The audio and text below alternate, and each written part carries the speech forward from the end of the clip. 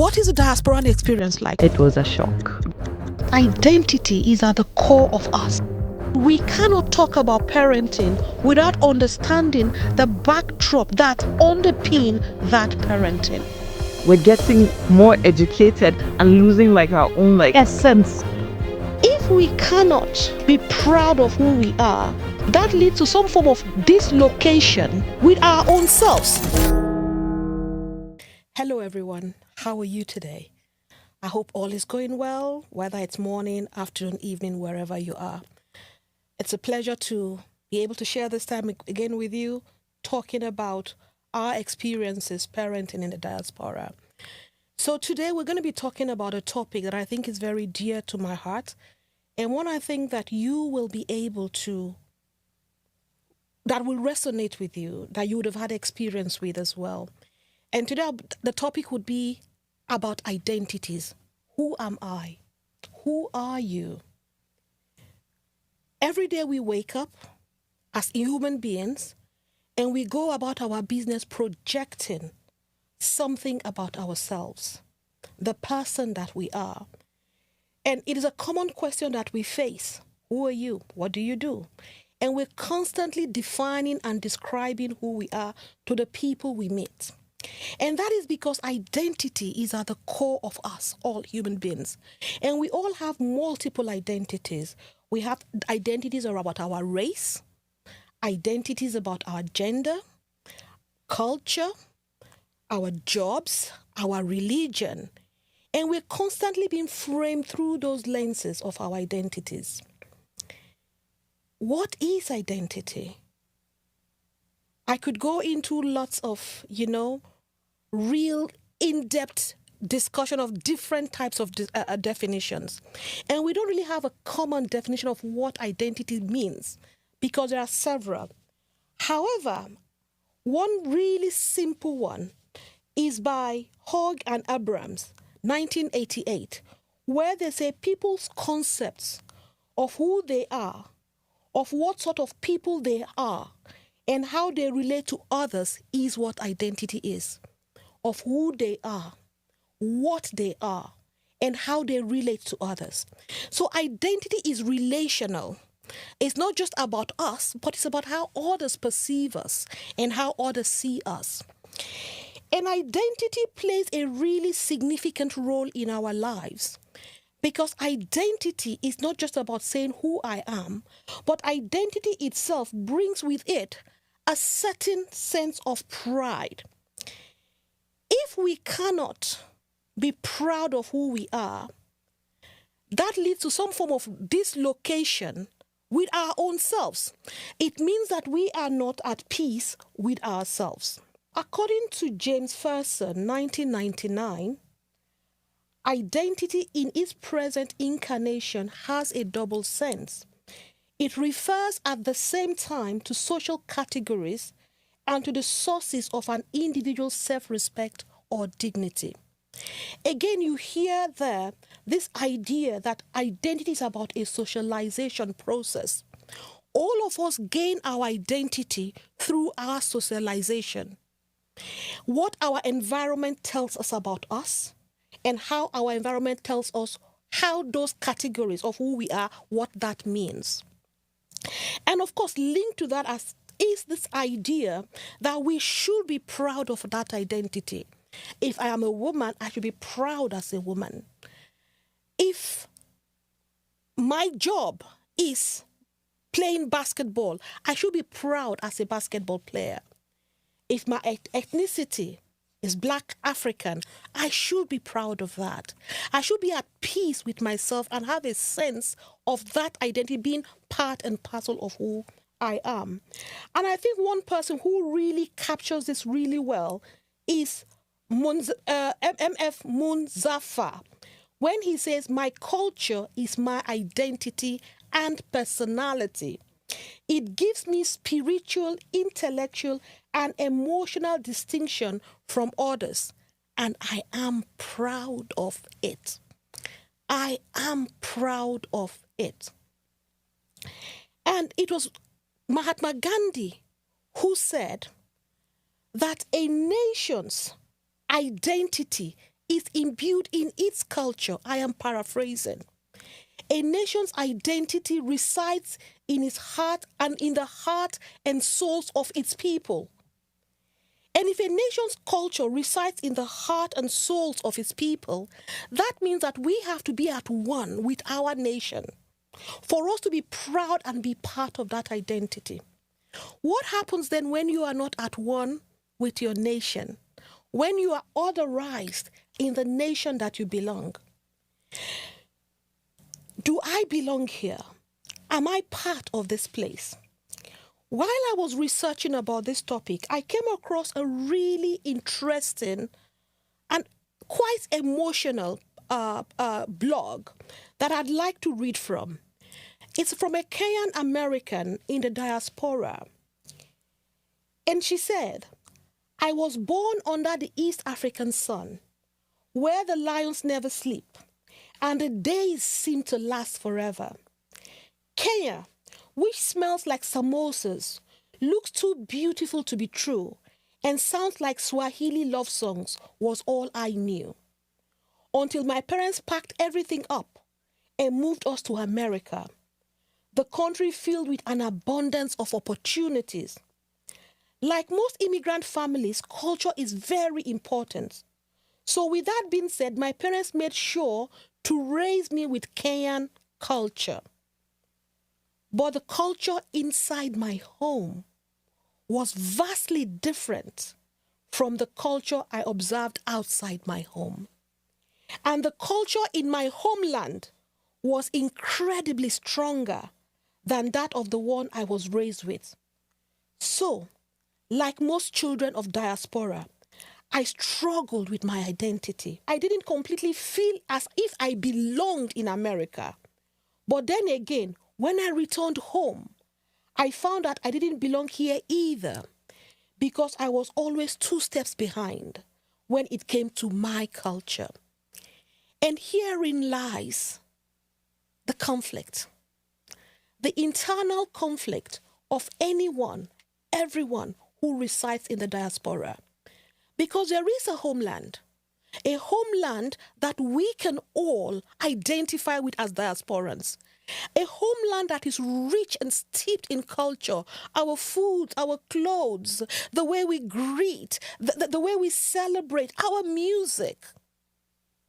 And then you are in another culture, a culture that values different things, not right, not wrong, but different. And within that culture, you are minority. And there is always this interplay between the dominant culture and your homeland culture, the one that you sometimes feel quite safe about. But you're always wondering, is it cool enough? Can I quite say that? Is it okay to be dressed that way? Can I leave my afro flowing in the wind? Or do I have to tame it a little bit to get that job? Can I speak to my son in a particular way? Or my daughter? Or would that be too intrusive? How do I navigate these complexities, this storm in my head where you constantly second guess things that should come as second nature? And this experience cuts across all cultures. So I'll read to you another story from another diasporan, this time also in the UK, but from Taiwanese background. Her name is Tina Lin, and this was written in 2022. And she says, over time, my knee-jerk reaction as a preteen was to convince myself that cool America was better than weird Taiwan. And in the minds of every diasporan, you're trying to navigate that field, whether eating okra soup and eba is cool enough, or perhaps you should just have steak because that is the way to be and that is the food to eat. How do I discuss when a child is called up in front of the class to say, can you tell us about your favorite food? You find most diasporan kids make up stories about foods they may not really know about, that is not a staple in their homes. Because how do they communicate the beauty and the deliciousness of jollof rice or ogbono soup? It's much, much easier to talk about lasagna because that is dominant, that is the known. And when you think about what to wear to that event, when a child has to belong to the group, how can he wear his ashoke or his buba or her buba aniro? No. It's got to be something else. And each time that happens, a child is taking away a little bit of themselves and hiding it. And they cannot be their whole selves. And if there is one thing society has learned in the modern era, is that if you hide bits and pieces of yourself, you lose your whole. Because we cannot be half part of who we are. We have to be whole. And the diasporan child, the diasporan parent, should be able to come into the space where they are their full selves. Full authentic Nigerian in my case, and full authentic British. Because if you cannot be, and if there are areas that you're navigating your identity, not because you have made a conscious decision and evaluated that actually there are certain parts of this culture that I'm not cool with and I want to drop it. That is autonomy. You can do that. Even when I lived in Nigeria, it wasn't everything about Nigeria that I liked and did. And as a Nigerian, there are certain Nigerian foods I don't enjoy. That is individualism and that is autonomy. It is very different from when I pretend that I don't like it because, in the words of Tina Lynn, it is weird. It is not the known. So, how do we, as diasporan parents, understand this chaos that we as parents are walking through, making decisions on a day-to-day basis about what parts of ourselves to show to the outside world? What impact does that have on our children who see us navigating this?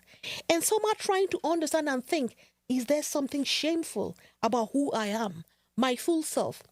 And remember, this is not happening in a vacuum, because remember, I said identity is about how we socialize. It's a social process. And there are very many ways in which that social process occurs. It occurs, of course, first and foremost in the home, but it also occurs in schools. What is being taught in the schools? Where is the history of the diasporan in the books that they read? When I grew up back in Nigeria, in my history classes, I learned about Mansa Musa. I learned about the great Songhai kingdom. I learned about the Benin kingdom and understood that the Benin kingdom built the first great man-made world in all the earth. I learned about the arts of the Benin kingdom that was stashed and taken away when to the British when the invasion of Benin happened. That is my history. That gives me a sense of pride. But for my child growing in the diaspora, what aspect of their history is learned? All but slavery most of the time. It speaks of their shame. It speaks of the lowest points in their lives. And when they look at the modern day, what do we see in the media? First, there is a constant refrain around immigrants, migrants, and how they are a drain. And for the diaspora, you look at yourself and you think, am I that? Am I that other? Am I that unwanted? Who am I? Why am I where I do not feel like I belong, even though I may be second or third generation? Why do I always get asked, where did you come from? Where do you come from? And then you look to the media and the stereotypes about who you are in the media often are not positive. You hear the talk about immigrants doing this and that, migrants committing crimes. And every time a migrant commits a crime, their original country of origin is attributed to them. Not so when a migrant wins an award or wins an Olympic medal, then they become part and parcel of the culture and the society they now reside in. And so all of the refrain the diasporan child gets, the diasporan mother gets, is about all the negative aspects of themselves. And as we said before, a lot of the migration happens from the global south to the global north. Most of the diasporas are from the global south. And in the books, in the films, in the corridors of power, what are they called? Underdeveloped, developing, least developed countries. And the images in the media oftentimes are not of the fabulous festivals and the vibrant colors, and the essence of their being and of their culture and of their food. No, no, no, no, no. It is the child starving in Ethiopia. It is the war in the Congo. And what do they hear about themselves in the popular media? Do they know it's Christmas time at all? It shall not snow in Africa this Christmas time. Yes, it is meant to help. But I know that when that song was played, when my child was in primary 6, he asked the question, it doesn't snow in Africa. He knew enough to know that there was something about that pricked as his own identity. And they did the Christmas play. It was about Scrooge.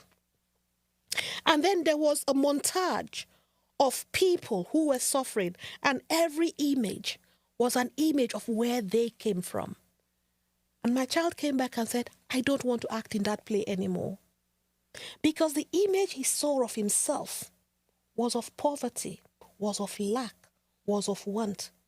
It wasn't the rich love and welcome he had experienced when he'd gone home, with cousins and uncles and aunties and several mothers, all giving him the abundance of attention that he needed.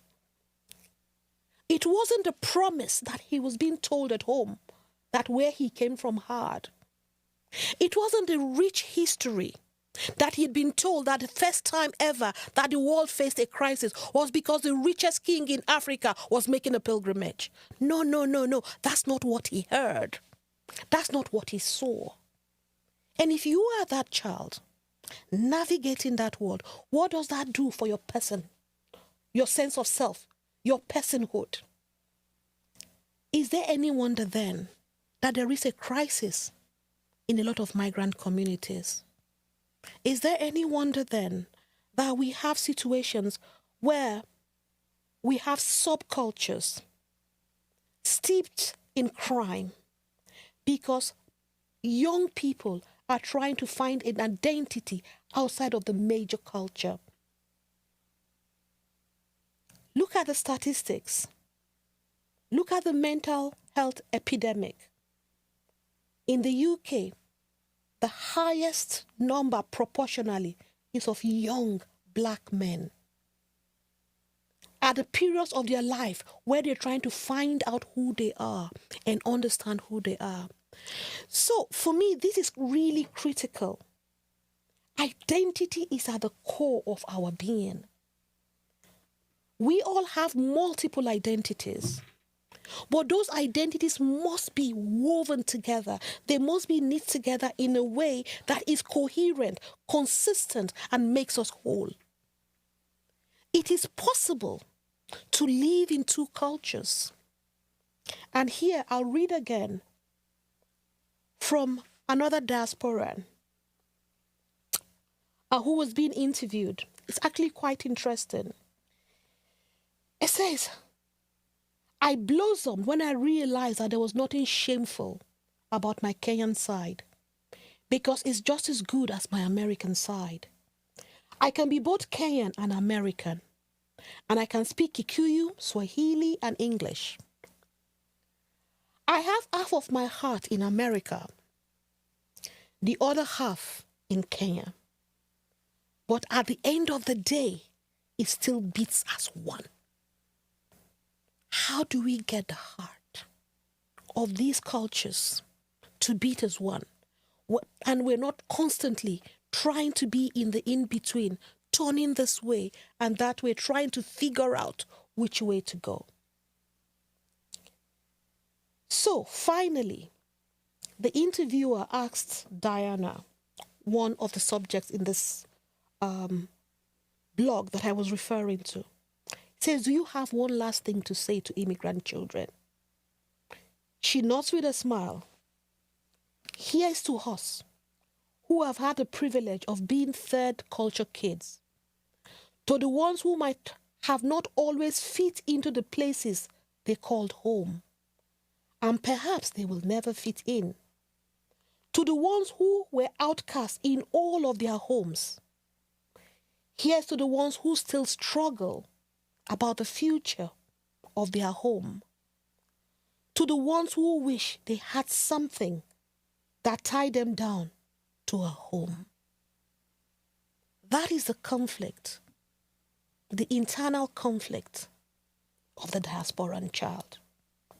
And therefore, our job, whether you're a diasporan or not, because we live in a society where we must all come together as one. That is the rich beauty of diversity, that we draw our strengths from the difference in each and every one of us. We all, therefore, must find the tools we have to ensure that there is internal peace for us as diasporans, but more importantly, for the children who are navigating this space, wondering about their sense of self. We must ensure that we are able to create an environment in which they can celebrate all parts of themselves, in which they can make autonomous decisions about which parts of themselves they want to let go, not because they are stereotyped into wanting to hide those identities. We must ensure that they do not feel the heavy weight of prejudice and racism. Got to call it out sometimes, because they are different. Because ultimately, remember, despite our differences, diasporan, homegrown, we're all human. And we all just want one thing for ourselves. The same thing. And if we work together, we can thrive together. But if one part of us hurts, just like the human body, we all hurt. There is a crisis. There is an identity crisis in our community. We must name it. But having named it, we must find solutions. And part of what we'll be doing going forward is exploring ways in which we can find the tools to manage this scenario. Because I am sure you want to work with me. We all want to work together to ensure that we thrive fully, completely, as whole human beings. Thank you.